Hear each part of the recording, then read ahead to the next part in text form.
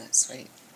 So I want to welcome our broadcast and to the Facebook Live and to YouTube. Thank you for being with us here today on this beautiful Sunday morning. I'm going to have Tasha come up and give our opening prayer.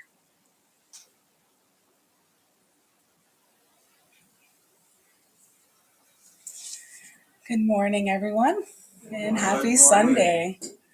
I'm so glad to see all of you this morning here in the chapel as well out there on Facebook and YouTube land.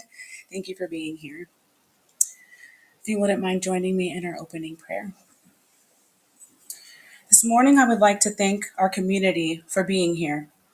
I pray that today's message lands exactly where it needs to, and that we are all reminded to stay present. By accepting our hand that God has created for us and living in the moment, we can all find a place of calm by being present. Staying present keeps our energies and frequencies up, and this is the best time for you to create, or for your creative juices to flow. Creativity is defined as the tendency to generate or recognize ideas, alternatives, or possibilities that may be useful in solving problems. Living in the moment can be a powerful catalyst for creativity. When we are present, we open ourselves to new experiences and new ideas. Living in the moment is one of the most important elements of well-being, as it encourages our mind to be open. It decreases anxiety and worry, and we enjoy life more.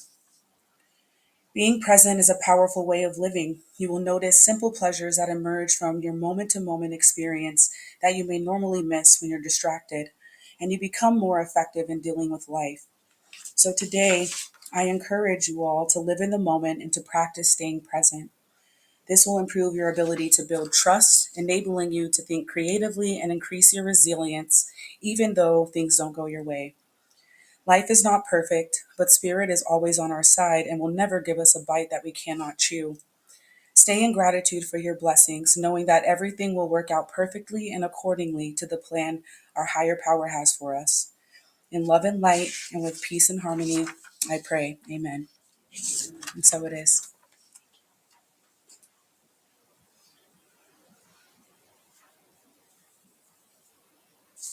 She did good.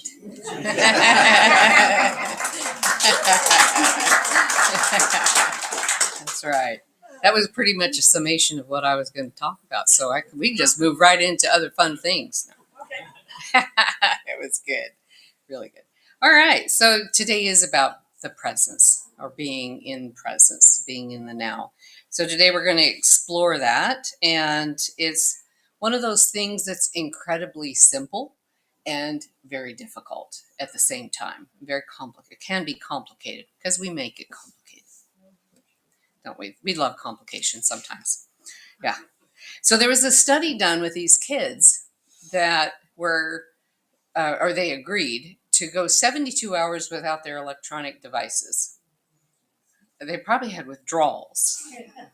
I probably would too anymore, man. However, the kids afterwards, they were interviewed and they talked about the difficulty of being without their electronic device, especially at first. They didn't know what to do with themselves. But during the period of time of 72 hours is how many days? 3 days? 3 days. They got used to it and they started doing things that, like playing games and paying attention to their siblings and helping their mom out. Wouldn't that be nice? Yeah. Uh, but one of the kids, and well, anyway, they all agreed that there was this benefit to them, that they were missing out on some of the things in life because they were so focused on this one thing. So they all agreed that they were going to try in the future to curb their participation with electronic devices. But this one child said something very interesting. He said, "I have so much space." Isn't that interesting? I have so much space. He didn't say I have so much time. He called it space. And I thought, isn't that beautiful? So without that electronic device that really creates your world very small because you don't notice anything around you, without it, you've got space. You have, you're aware of the environment around you. Like that kid that was on the bus, he was the only one with that electronic device in his hand. And he was the one that noticed that the bus driver was having a seizure. Every other kid had electronic devices. They had no idea of what was happening in the environment around them. So, anyway, when you are truly present in each moment, there is space that we have. We have space in the now moment, and we have space for things to show up in our life. And we don't miss out on what's right in front of us. We're not missing out on what spirit is trying to bring us. If we've got our head down like this, we're not seeing what's coming in. We don't have that rich conversation with somebody in our environment, or that person standing in line, or whatever it may be. So spirit helpers are trying to help us, and if the only way they can reach us is through our electronic device, that's a pretty limited environment. So we want to be open. But to have space, we sometimes we fill our space with stuff. It could be physical stuff. It could be our mental space is so full that there isn't space or room. We're not present in the moment. There's, and space can fill our time. I mean, we can fill our time with other things. That's another version of space, is space and time. So electronic devices are our biggest culprit that we allow to hijack our presence. So even in the process of getting this message, I'm the one that says, "Oh, I think I better practice what I'm preaching here." I live near I'm saying electronic a lot now. I'm saying it.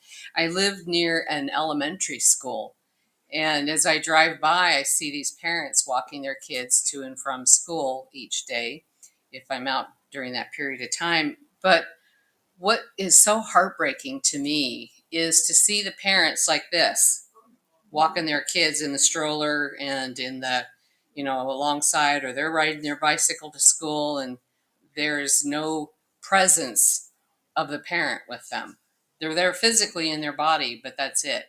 And it's especially heartbreaking to me when I see the after school and the kids are coming home with their parent, and you can see them trying to talk to their parent and tell them about their day and da da da da da, and the parent's like this, with no response, no attention. It's like, gosh, would you put that thing away just for a few minutes and be present with your child? Give them your time, give them your attention that you seem to have lost in the space with your child. And I can see the future now. I don't even have to be a psychic to see this future. When they turn teen or young adult, the parent's going to blame the kid for their behavior, for not talking to me. They don't even talk to me. It's like, really? Guess who didn't talk to them? Uh, or they don't seem to care about anything. I mean, it's already kind of the way teenagers are when they're breaking away from the parent. But the electronic age, I think, is going to make these things even more profound with these young ones coming up, as they have physically present parents but absent parents right there in their room with them, right there in their presence. So what is being in the presence? What does that mean? There's this fellow that I like to listen to. His name is Leonard Jacobson. If you ever wanted to look him up, I really like his stuff. He teaches about presence. And he says, presence is bringing your attention to this moment and being fully present rather than somewhere else in your mind. That's presence. It's not, thinking about other things. It's just thinking about this moment.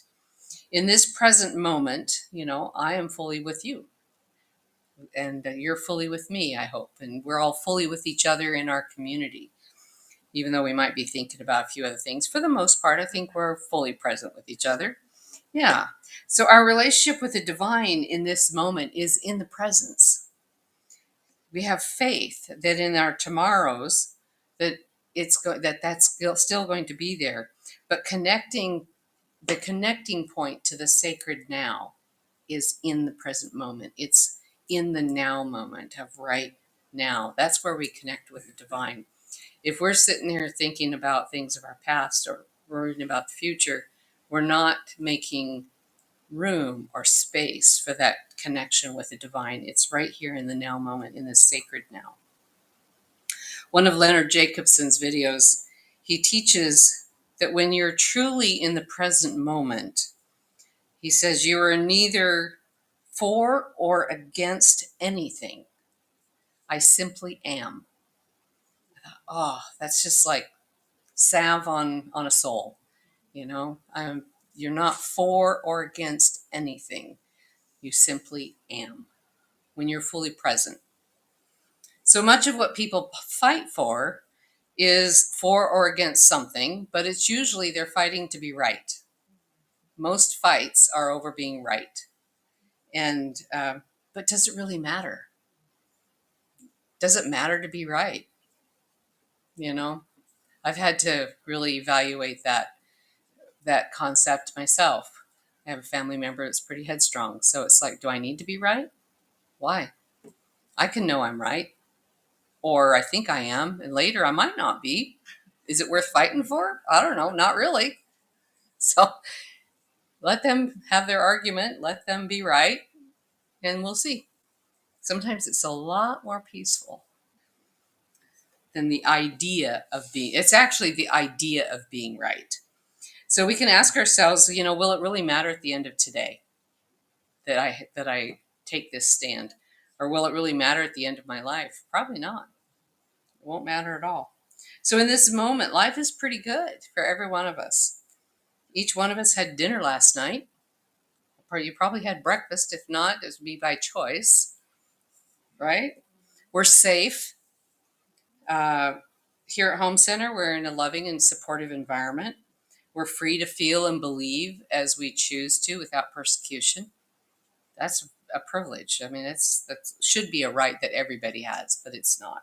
But we're very grateful. So we're very grateful in this present moment for all that we have, for all of the goodness that we have in our world. You know, to make sound judgments in our life based on the past is called wisdom. However, if we're filled with anxiety, fear, or sorrow, or even self-sabotage because of the past, then our experience has not yet turned into wisdom. We're still bringing the past into the present moment and making it more real than the environment that we're in. If we're worried about something or thinking about something in our past and we're all sideways over it, but we're in a safe environment, we're making our past more real than our present moment. And it's not serving us at all. So wisdom, on the other hand, it's exhilarating to have wisdom about something, to think, oh, I know what that is now because I experienced it. And that can be fun. I mean, it can be exhilarating. We don't have to fall into the darkness of it. Wisdom makes us excited because it's knowledge that we have gained.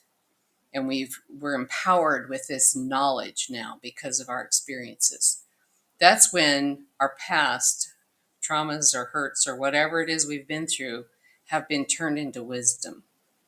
And we're not creating from that place anymore. We're creating from wisdom for creativity. Wisdom is not erasing the past. It's taking the lessons from it, the gifts that have been given to us, and using it as a superpower.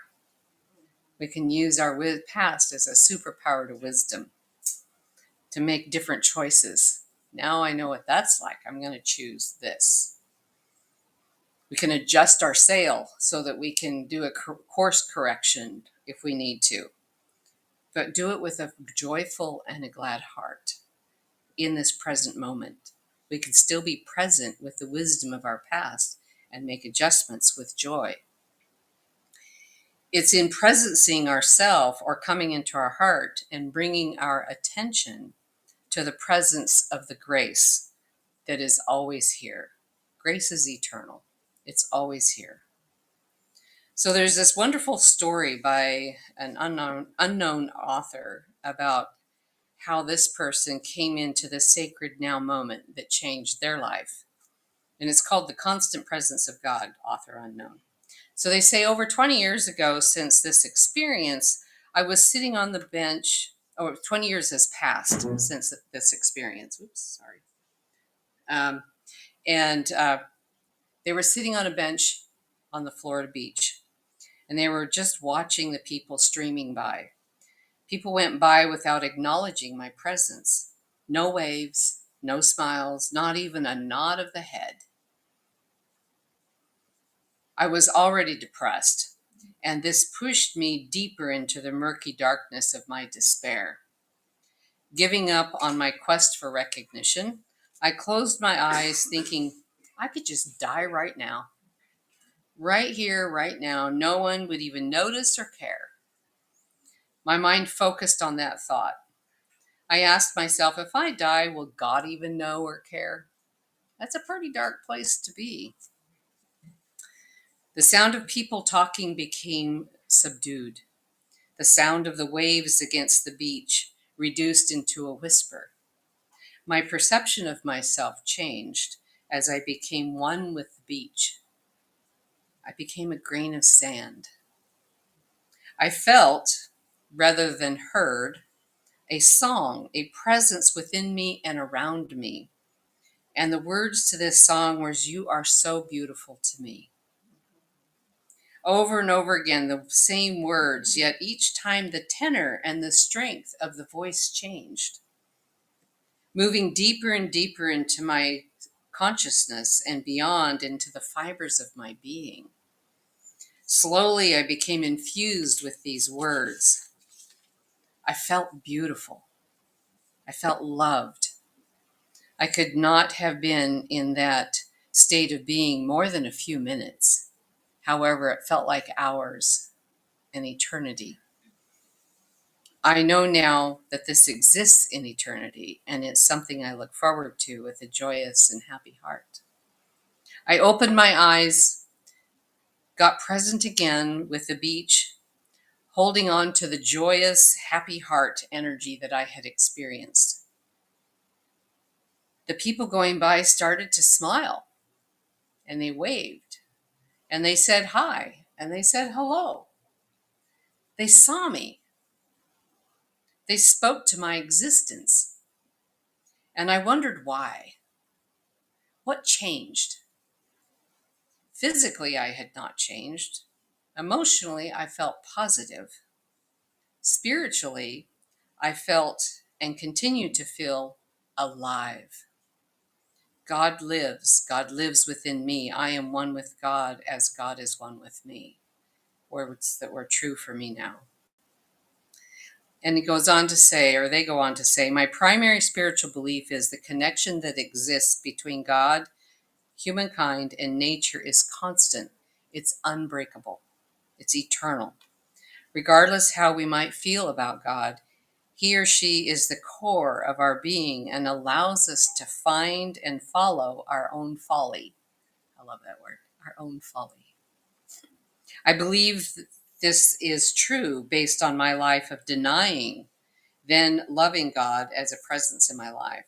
No matter how low I have sunk into depression, I keep coming back to living, loving life fully with joy. Since there is no super guru on the face of the planet to turn to for help, for guidance, I can only attribute my strength, my desire to be, to excel, to God. I believe with unwavering faith that God was my soloist. God sang to me love that transcended human understanding. The feeling is as strong today as it was originally. Thank you, God, for the vision you have entrusted to me. Isn't that a beautiful story? A beautiful experience that they had to share with so many others that might be going through a particularly dark time. But I love the transition in the story of not being seen because they were so dark, and it wasn't the people around them's fault. It was the energy they held. And then when they had the light shining, the light was shining out into the world of love and joy. People saw them because they turned their light on. Can't see into the dark very well. Got to turn your light on. So I love that. It's the same presence of God or grace that's in each and every one of you. And we all carry that light. We all carry that love. We all carry that presence of the light and grace within us. And each one of you has an innate gift that you were born with. Something that is so easy for you to do that you take it for granted. Too often when something is easy, we tend to discount it as nothing. Oh, that was easy. when in reality, that is the very gift that you have to give to the world. So don't discount what comes easy to you. Stir up that gift of God inside of you and express it, use it, bring it to the front of your awareness. That gift is the presence of grace, and it will be revealed in those sacred present moments. So the other day I ran across this dream that I had recorded a few years ago that was something that I experienced. On that particular morning, I woke up about 3:30 with a migraine. And eventually, about 6 a.m., I finally took a quarter of a Vicodin to try to knock the headache down. It didn't work, but it gave me some good dreams. I still had the headache, but I had a good vision.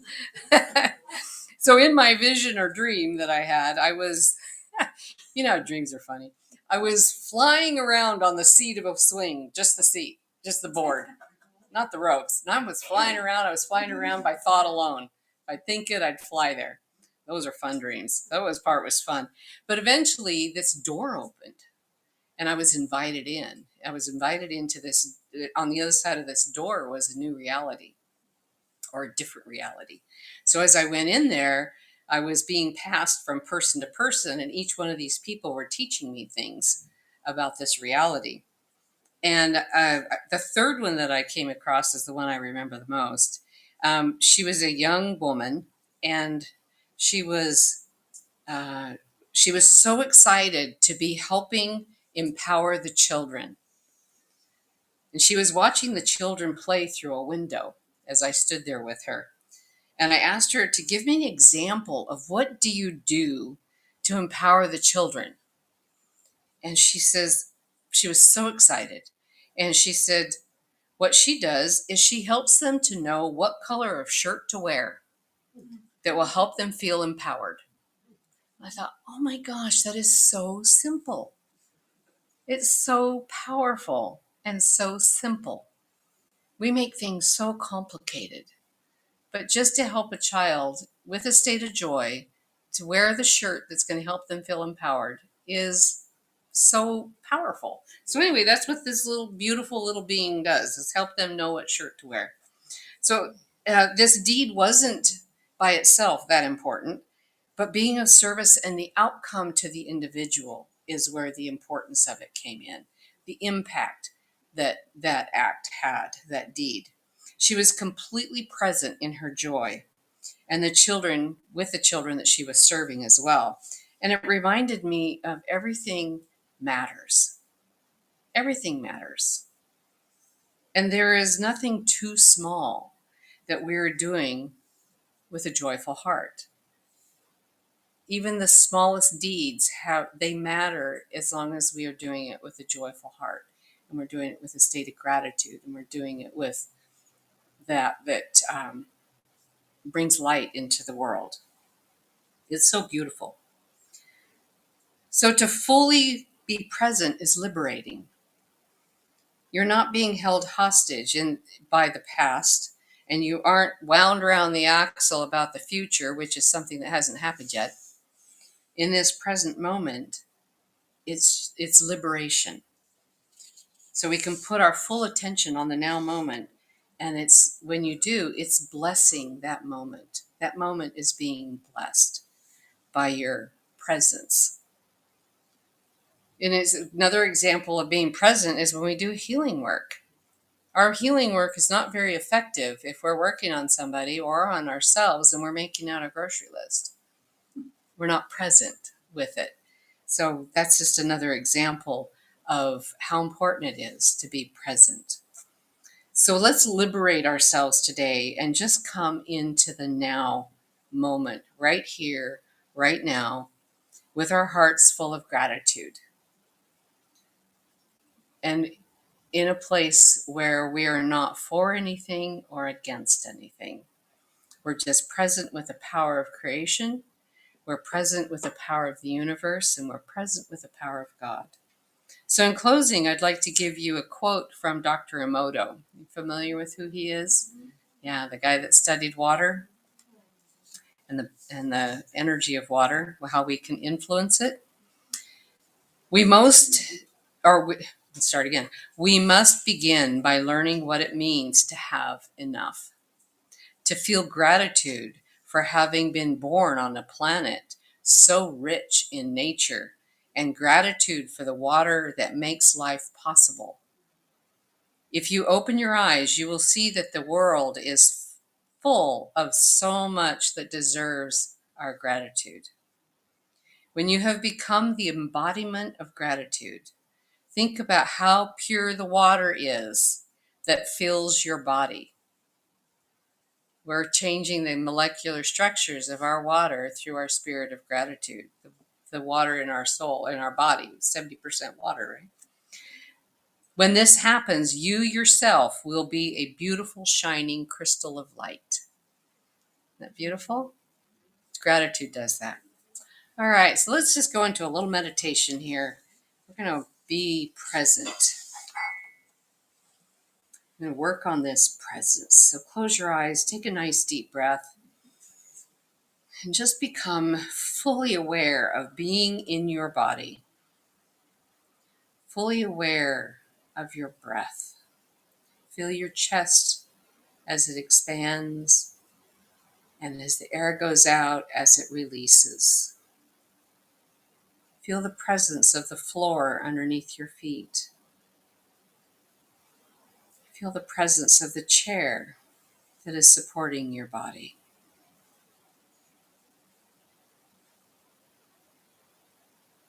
To be present is so simple.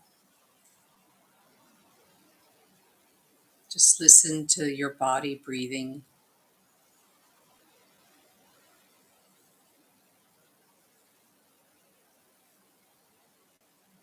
Listen to the silence that's around us.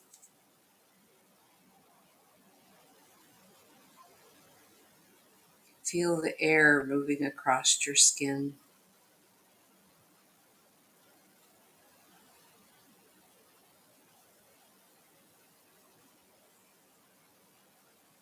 Be present with what is in this present moment. If a thought arises, just notice it and gently come back to your body breathing.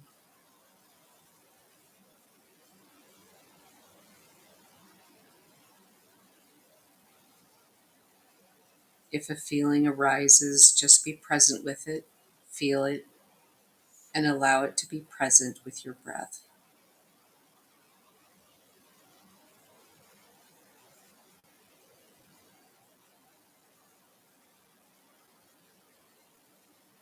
And who is it that is present in this moment? Know that it is I am that is present.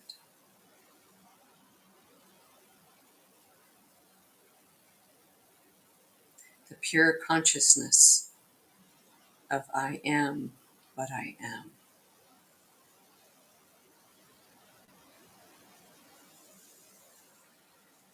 Take another nice deep breath, feeling the expansion of your chest and the release. Fill your heart with gratitude.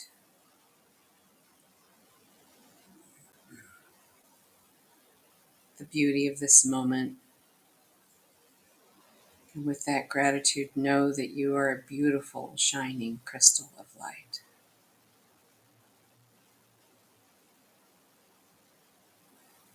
And let it be so. Bring yourself back into the room, back into your body gently.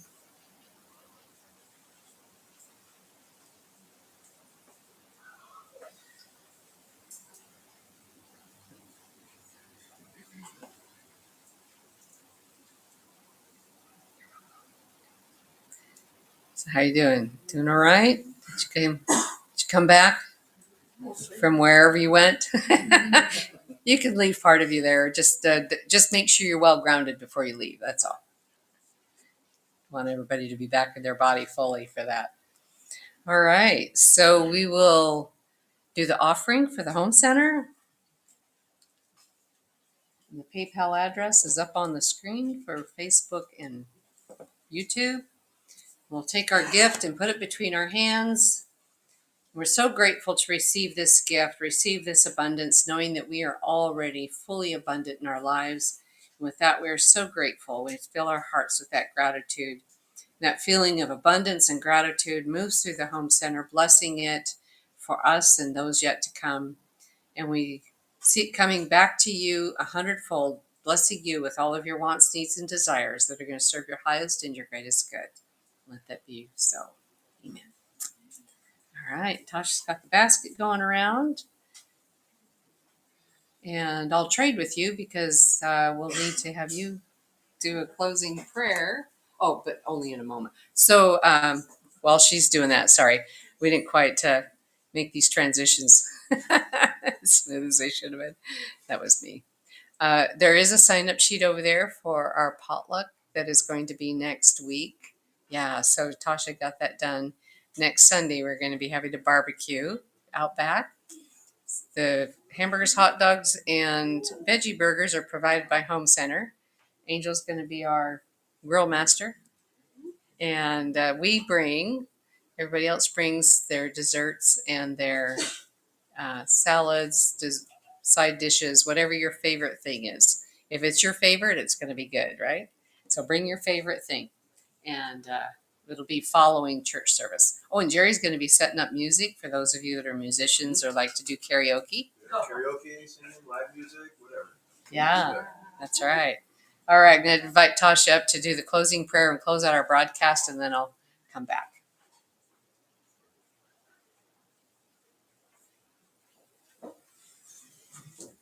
Thank you so much for that, Madge. That was a really beautiful message. For me, that resonated a lot, so I hope that resonates with you guys as well. And now for our closing prayer. God, I pray that you bless this amazing community with the power of staying present. As we move through life, we know that there is a higher power who has a special plan for us, each and every one of us. And in order for us to achieve our greatest and highest good, we must live in the moment. Not in fear for the worries of yesterday or the worries of tomorrow, but to live in the now. And let that experience be our truth and our light. You feel big, powerful, yet at peace with who you are, what you want, and how you can do that, regardless of what other people are doing or whatever situations you may be facing. Staying present will ultimately change your life, but it is up to us to choose that path and to always stay focused on the present moment. I know that Spirit will lead us all through this time of increasing the frequency on this earth. So practice being present and increase your quality of life. Not tomorrow, not later today, but right now. In love and light and with deep gratitude, I open my heart and say amen. And we'll say goodbye to our friends on Facebook and YouTube. Happy Sunday, and we'll see you next week. Home Center out.